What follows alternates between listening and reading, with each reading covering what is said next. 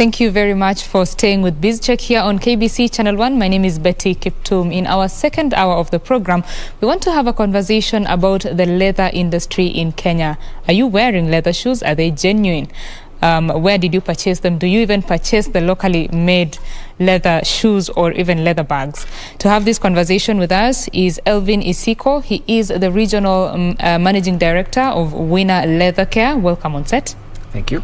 As well as Fanuna Kiradi. She is the operations manager at Wina Leather Care. Welcome on set. Thank you. Isiko, we can start with you. Just give us an overview of your experience in the leather industry in Kenya. Okay. Thank you for having me on the show. So very nice studio, I have to say. Thank you. Now, Wina Leather Care, we've only been in the market 2 months now. But as a company, we're looking to tap into the Kenya leather industry, because right now, if you look across the world, many countries are looking at import substitution. So we have to produce inwards, not less of importation and more of export. So Wina Classic Leather is looking into tapping into that sector, whereby we are locally manufacturing goods using locally made materials.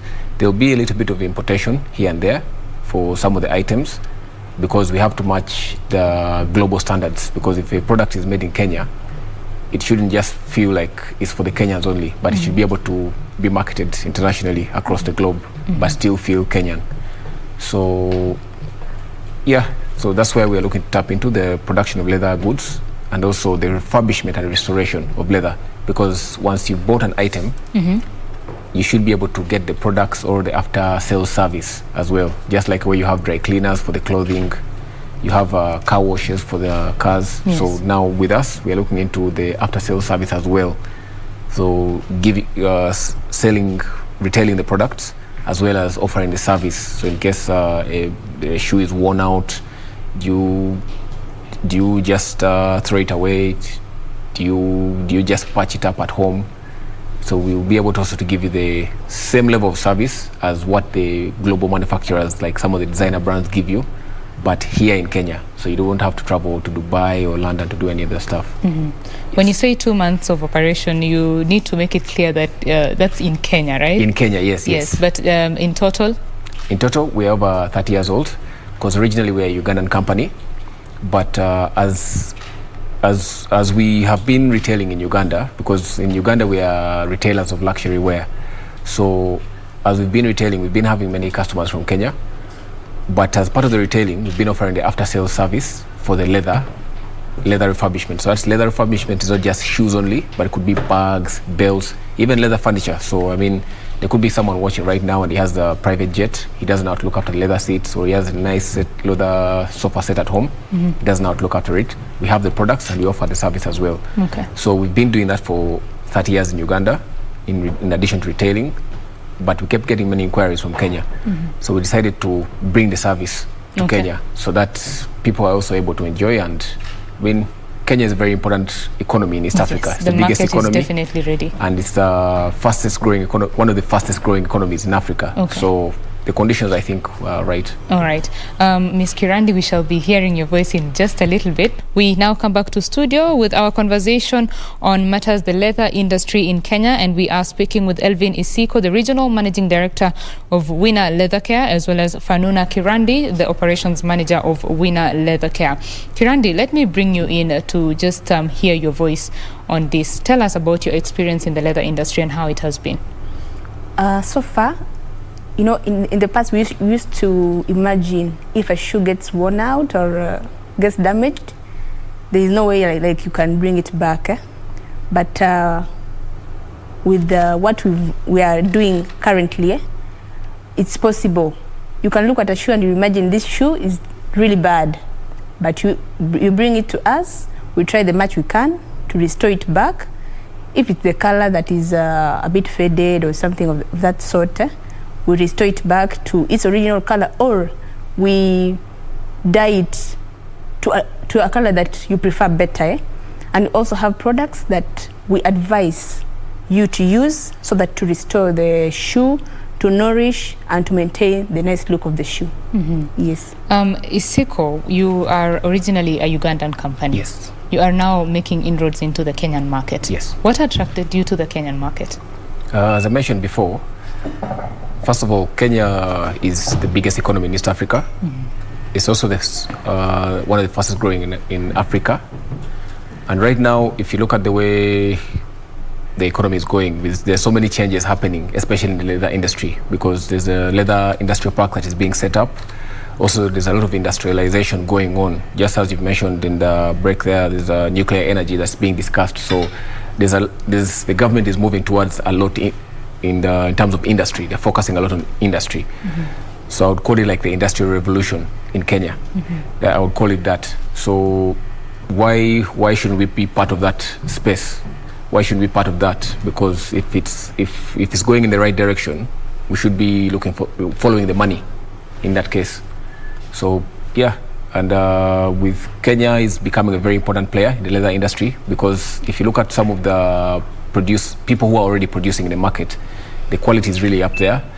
There's also a lot of skilled people, because Kenya is one of the places where you can study right from the very bottom all the way up to PhD level in leather, depending what field you're in. And also the curriculum enhances a lot of, like it encourages creativity among the youth and the population. Okay. So if you visit places like Karioko and you see what people are doing there, because some of the research we've done, where we've traveled into like Europe and other African countries, some of the products from Karioko reach as far as Europe and America and all right, Asia. Yes. Now, what I can tell you for sure, and I know you know this, is that the market is there in Kenya. Yes. The demand is quite huge. It is projected that by 2022, that's next year, we'll be consuming about 46.8 million pairs annually. Yes. The local production stands at about 4 million. Yes. So that means there's quite a gap to be met. Now, the locally made goods in Kenya are facing quite some competition from the cheap imports from the Asian region. How are you planning to counter this challenge? Now, one of the first ways to counter it is, because there's generally a misconception about African-made products, that they're poor quality or they won't match the standards. There's a defect somewhere. So one of the first things we have to focus on, as one of our company ethos, is that quality and elegance in everything we do. So first of all, the product that we give the customer has to be a high quality product. So very good finishing, very comfortable and very practical. So someone who wants an office shoe will be able to use the shoe for a long period of time. Is it a leather sole? Is it a rubber sole? Something comfy? Someone who's going trekking. Are you worried that the sole might fall off as you're reaching the peak of Mount Kenya, or will you slip down the slopes? So we have to ensure that the quality is right and is correct for the function that it needs. And second, one of the key things is that pricing is very sensitive in the African markets, because we are emerging economies. So balancing quality and price is very important. As much as we want to reach the European and Western world standards, but as well we have to remember that not the bulk of our population has the same income or purchasing power as the Europe. So we have to find a balance where we can still keep the prices to a local reachability, but as well as meeting the quality that someone will look back 10 years from now and say, I've had this, my dad used this, or my granddad used this. Right. So quality in everything we do, and also trying to keep the price that's matching the quality. Okay. Ensuring that you meet that balance between price and quality goes even into the production cost. Ensuring that the production cost is as low as possible, you know? Yes. So Kiradi, let me bring you in on that. How are you meeting this? In terms of production, you know, if we are to price, depending on how much we use also the materials, so we'll try as much as possible to use the available local material, because if you go into like so much import, putting on the taxes and all that, people start complaining about that. Yes. So we want to embrace what is in here in Kenya and use it for now. At least we balance and see this is going to work for us. But we promise to the manufacturing part, we're not going to be too much. At least we get the bigger part of the market. Yeah. Do you have something to add? Yes, she's mentioned that purchasing locally. Yes. So because one of the challenges that we have in the industry is that there's so many people who have gone to Europe, Kenyans, Ugandans, Africans. They've done all these expert courses. They've done all these expert courses in Europe. They've studied the machinery, the technology, everything. But all those people are still in Europe. Why don't they come back to Kenya, advise the government, advise the private sector with these skills, the knowledge, so that instead of us looking to Europe for the experts, we call those people back home. They advise the private sector, the government, on how to reduce the costs and also how to do the value addition to leather. Because like 15 years ago, 10 years ago, if you had told me that there's leather made out of fish, I wouldn't believe it. Snake leather, that was very rare as well. Lizard, so all these special types of leather. I mean, if you there are countries in Europe where there's even maybe no fish, but we have Lake Victoria here where we can source the nail patch and make like a very special leather. We have like cows, we have lizards. I mean, Africa is very rich in wildlife. I mean, it doesn't mean that we go and start hunting down the wildlife, but through sustainable management and also very heavily monitored value addition, we can produce these materials, the glues, the polishes and everything locally, because the experts are there. The economies are moving towards industrializing everything. We're not looking at importing, we're looking towards producing everything locally and import to other countries. So the raw materials are there, but we just need to now channel our expertise to bring out the best in all those materials. Yes. Let's talk about the skills in the industry. Of course, there's the technical and vocational training that's going on. I'm hoping also in Uganda, but in Kenya there's quite some focus on the technical and vocational training. So the skills that you're going to source, the human resource bit, how are you handling it? Yes, it's good that you've mentioned that, because as a company, when we came into Kenya, we were advised by the Kenya Investment Authority and the Kenya High Commission to approach the National Youth Service, NYS, because as well as building the nation's character and patriotism in the nation, as well as on top of that, NYS provides courses across all ranges in accounts, production, fashion, and all this stuff. So the infrastructure for skilling is there, and it's just a matter of saying, okay, now where do I go? Do I go to the National Industrial Training Authority? Do I go to the universities? Do I go to the technical schools? So you have to look at what level of expertise do you need and what level of skills do you need. So do you need a manager? Do you need someone who's going to be in the workshop? So at all levels, the skilling is there. And this is happening in Kenya very specifically, because when you visit some of the retailers, some of the people who are working on the streets in the polish centers and also in Karioko, these are graduates who've done these courses, but they just haven't had the platform or the exposure to the modernized machines like some of what we have, and also the right environment where are there safety measures in place, are there standard operating procedures to make sure that everything they're doing is quality controlled and meeting a specific standard, not just doing that today is good, tomorrow is bad. Yeah. Kiradi, I would like you to take us through the day-to-day operations of, say, a shoemaking industry, so to say, or manufacturing plant. I mean, I would like us to understand the skills that are needed in there, and maybe how many people are in the value chain from accessing the hides and to the selling of the product. Okay, in our shoemaking or manufacturing department, yes, for the operations to flow like completely, there has to be a cobbler there, there has to be a stock controller. In that, a cobbler may require a material, but the cobbler can't just go in there and take material just like that. So it also has a system. Someone has to be there for someone.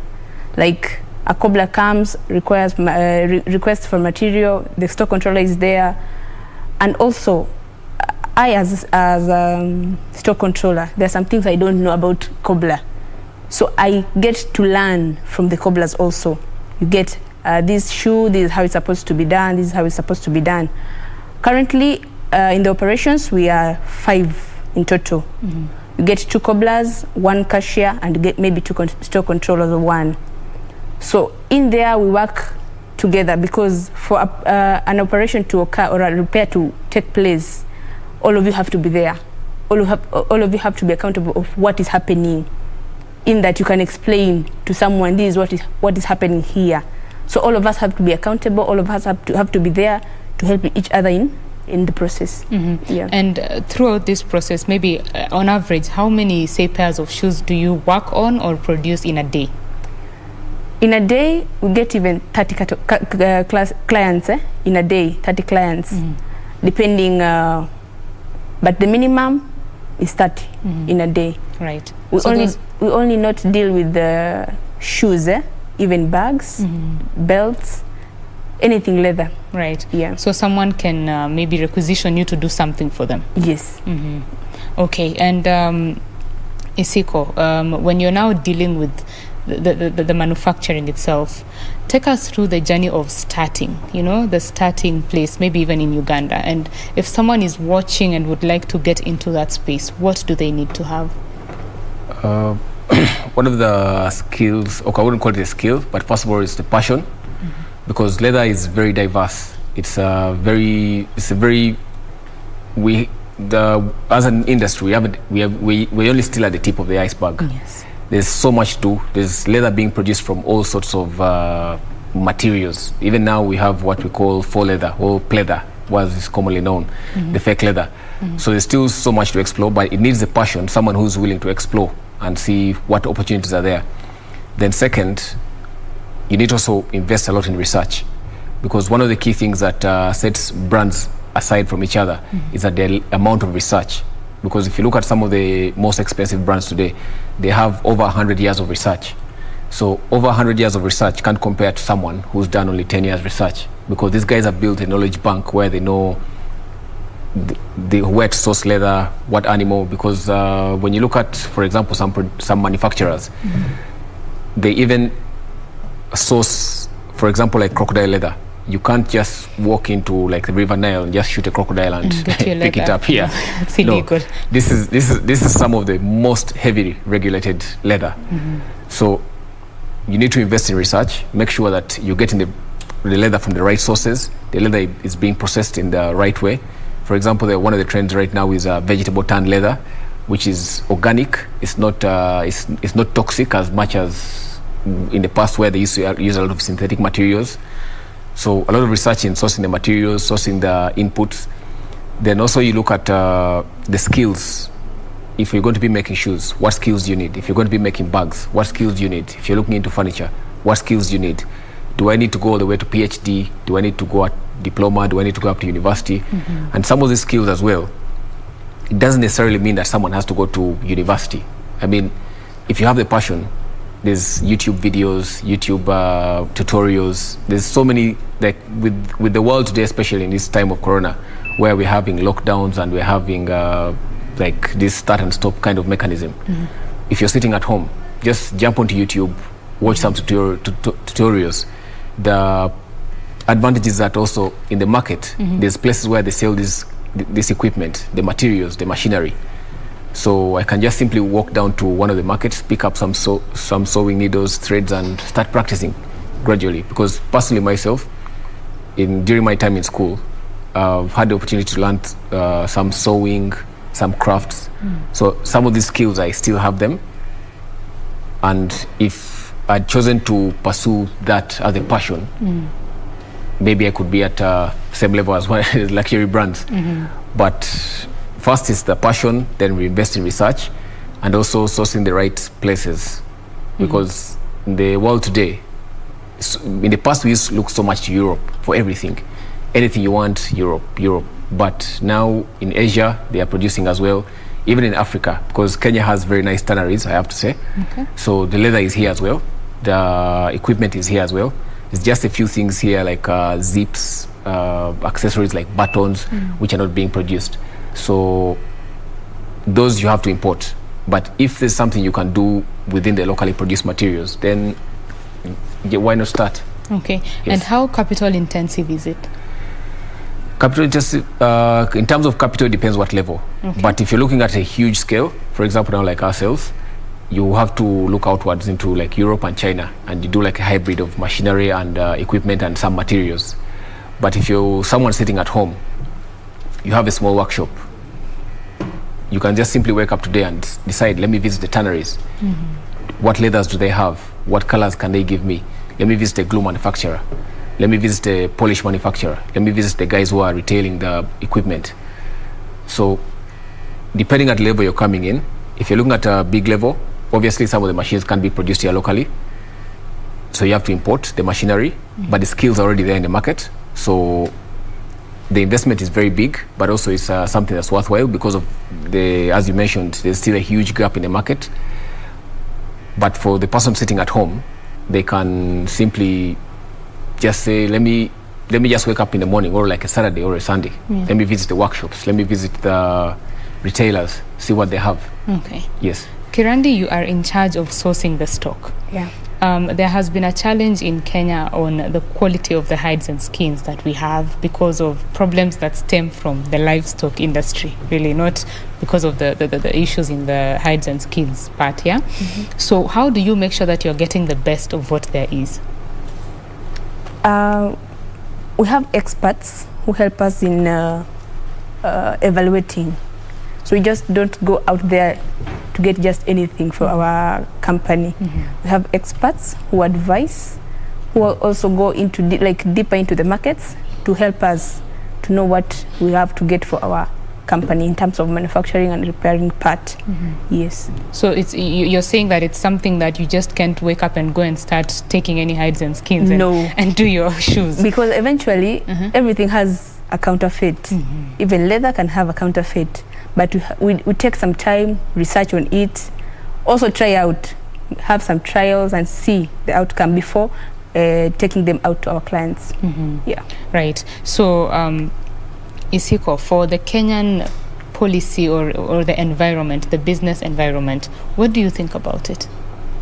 Right now, I think the Kenya policy is moving in the right direction because the government is investing. For example, as I mentioned, the leather industrial park. Yes. Also is looking to invest more in the energy sector so that there's facilities readily available. Because someone may want to bring a leather factory or a tannery into Kenya, but is the infrastructure set up? Because as when we're coming into Kenya, when we were setting up, went through the Kenya Investment Authority and were very helpful throughout the process because it was a one-stop center where you get everything done from KRA, from business registration, NEMA, everything. And they were very helpful in terms of advising, giving us direction. So the Kenya Investment Authority is a one-stop center where you can get all the information you need and all the contacts you need, as well as the government with the doing in the sector. I mean, all these industrial parks, it's building the economic zones that is setting up, which are really helping because some of these products that are being produced in those economic zones go as far as Europe and all these places. So definitely there's room for improvement, but at least it's one of the things that brought us into Kenya is because the policy is going in the right direction, despite all the challenges that are happening. For example, now Kenya is I think is one of the few countries that has fully opened up since COVID, so which is a very positive sign, which means that the government wants people to actually move forward. Like COVID is here to stay, so we need to live with it. Yes. Yeah. Let us talk about an issue that has divided many in the industry, the pricing of leather products. Yes. Most of the leather products, when you look at their price point, genuine leather, it's not targeting the common mwananchi, let me say that. Why do you think this is, and is this the standard? Yes, as you've mentioned, the pricing for good leather products is not targeting the wananchi because to a certain degree, there's many of the inputs which are still being imported. And until when many of those things are going to be locally made, there'll still be a price element. Because otherwise, if everyone is in business to make money, to make profit. So as long as there's still importation of many things, there'll still be a price element. That's why the experts who are out there need to come back, put their knowledge on the ground and see how they can advise or even implement some of these projects to bring down the costs. Second, the processing of some of these materials. So, for example, suede materials or vegetable tanned leather, some of these special materials, because often the assumption is that when people look at leather, they think it's one type of leather that goes into furniture, belts, and everything. But that's not the case. The leather that makes a wallet is different from the leather for a belt. It's different from the leather for a shoe, different from the leather for furniture. Leather comes in all sorts of varieties. So you can't, it's not just one size fits all. Now, when you have this knowledge in the industry, then people are able to produce the right product for the right customer. Because I may buy leather which is meant for belts at a very, very highly, yet the leather for shoes is at a lower cost, and I should have bought that. But because there's that knowledge gap, I end up buying the wrong material. I produce something, and in the end, also the item doesn't last in some cases. It doesn't last in some cases because, for example, some shoes or some items need to be very delicate and soft. But again, when you're producing, who are you targeting? Because before you start anything in any business, you have to first identify the customer. Who is the customer? Can he afford the product? How do I reach the customer? Is the customer outside the CBD? Is he outside Nairobi? Where is the customer? Do I have to go to the customer? Does the customer have to come to me? Especially now, like in the age of internet, where we do a lot of online services. So you have to identify the customer as well, and know, okay, if I produce this item, will the customer buy it, and will they appreciate it as well? And one of the things as a company we're trying to do is that we're trying to change that misconception that things which are produced in Africa are low quality. We want to move that misconception away, but also want to match the quality and price. We're not trying to say that it's going to be super cheap or anything, but someone should be able to spend money and feel the value. Because ultimately, whenever we are spending money, we want value in everything we spend money on. But if I feel I can spend a certain type of a certain amount of money, and this item will last maybe 10, 20 years, because some of the items we use today, you'll find it has a story. You'll say, my grandfather used this, or my father used this when he was starting out work. My father had this shoe, especially now, like for kids in school. A shoe can be passed down 3-4 siblings. And that's the kind of thing we are trying to look at, where something is really quality and can last that long. Can last, yes. Right. Kiradi, what do you have to say to people who maybe think, because this shoe is 500 shillings, I will buy it. It will probably just be bad already, or be done for in a month's time, and get another one for 500 shillings, as opposed to going for this expensive one. In quotes, expensive being relative. Okay. Cheap is also expensive. You buy a shoe at cheaper price, you also spend in buying more. So it's better you get something quality, something is going to serve you for long. For instance, you get a shoe that's worth, let's say, 12,000 or 20,000.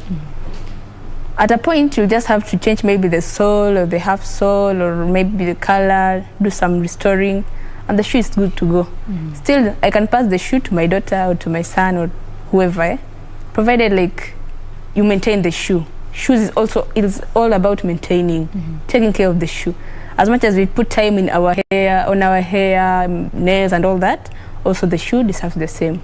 Yeah. And just out of curiosity, what is, say, the lifespan of a well-maintained shoe? Let's say, for instance, someone brings a shoe maybe for, let's say, a full sole. What we use is rubber. So I can't tell you that that rubber is going to serve you for 1 month. I'll be lying to you. The rubber is going to serve you for a good time. Because it's rubber, the wearing part is not going to be that fast. Yeah. Okay. So it also depends on how often you use the shoe, right? Yes, exactly. Okay. So Isiko, as you now get into the Kenyan space, what is your message to people who are maybe looking for an alternative in terms of somewhere to get a shoe? Okay. Right now, there's a lot of movement in the leather industry. There are very many small factories coming up, small players who are producing for retail, but also they are producing for individuals. So people just need to go online or ask through friends, find out what is happening. But also, even us as a company, we are going to start our production next year. Right now, we're just doing the restoration and refurbishment, but we're starting the production next year. So if you're looking for a quality product, don't focus so much on the brands outside, because one of the things we do, one of the biases we have is that we look at the Western world first, then we compare. Yeah. Whereas we are supposed to, ideally, we should start with the local home, then we compare. Because the cost of getting something from the Western world to here is almost the cost of another shoe. So why not try, just take your time, browse the spaces, see how do I check that this is quality leather. Because one of the simplest tests for leather is that you just use a lighter and try to set the leather on fire. Now, if it's not real leather, you might have a fight with the shop. Have lost the shoe. Yeah, you'll have lost the shoe and you might have a fight with the retailer. But if it's real leather, it won't burn. And also the leather sole. If it's a leather sole, is it real leather? Is it a wooden sole? Because sometimes some unscrupulous retailers may try to cut some corners. So as the market, the consumers, we also need to take time and learn before I make a purchase. How do I know that this is real leather? How do I know that this shoe will last? Because I may buy a shoe with a leather sole, but every day I walk about 10 kilometers to 20 kilometers. Now with the leather sole, it will just wear out very quickly. A leather sole is ideally for someone who doesn't walk so much. You're always in an office environment. Now, if I walk a lot, I need a rubber sole. But what kind of rubber sole as well? Do I need a light one? Do I need a heavy duty when I'm working in the fields or in an industry? Do I need something orthopedic if I have, let's say, a back problem? If I have diabetes, what kind of sole do I need? So these are some of the information that I need to read about online. And the internet here virtually is everywhere. Yes. So you can even just, for example, now like us, we wouldn't mind if someone walked into our workshop and said, I just need some advice. How do I tell something is leather? I've bought a shoe. How do I maintain it? Do I need a spray? Do I need a cream? Do I need a polish? What do I need to maintain it? Wouldn't mind giving the advice, because it costs us nothing to pass on the knowledge, because that knowledge then is passed, you get the right mindset in the market. Because if you don't have the right mindset in the market, then some of the industries will never take off. Because then people will be stuck looking for the wrong thing instead of looking for something that will give them value. Which is available. Yes, which is available in the market already. Yes. All right. So as we come to a close of this conversation, I'd like to get your closing remarks. I'll start with you, Kiradi. 30 seconds, please. Okay. I want to remove that notion of this shoe is worn out, I can throw it away. We are there to refurbish your shoe, to give it a new look. At least you don't have to keep on throwing shoes, be it a heel, rubber sole, maybe the polishing. We are there to offer services. Any on our social media platforms, we are there. You can consult, can ask for advice. We advise. Yeah. Right. Thank you very much. How about you, Isiko? Yes. One of the things I just have to say is that for the consumers out there, take time, learn the products, look for the right product, and also the aftercare services. Do I need a polish? Do I need a cream? Do some research. Do some information. Do some how do I call it? Like looking around. Don't just buy on impulse, because some of the purchases we make on impulse are some of the worst decisions. And if you look at the market as well, the cheap and fake products are geared towards you making an impulse buy. Yes. So before you make that impulse buy, take time, learn the products, learn the aftercare services, and also learn the purpose, because the scenarios, I'm sure you've seen people walking into a meeting or an office wearing, he wears a suit and then he wears the wrong shoe for the suit. And you're wondering, does this guy know he's coming for a meeting? Did this person know that it's an office setting? Are you an industrial worker? Are you wearing the right safety boots? Do the boots have a steel toe cap? So also use the right product for the right environment. Right. Yes. I think that's a great way to end this conversation. Thank you very much for your insight. All right. Thank you so much. Well, we have been speaking with Elvin Isiko, the Regional Managing Director of Wina Leather Care, as well as the Operations Manager of Wina Leather Care, that's Fanuna Kiradi. And we have been talking about the leather industry in Kenya. They are a Ugandan company making inroads into the Kenyan market, and we have been finding out why they are coming and what they expect in this industry. My name is Betty Kiptum. I have been your host on BizCheck. Do have yourself a lovely afternoon. Bye-bye.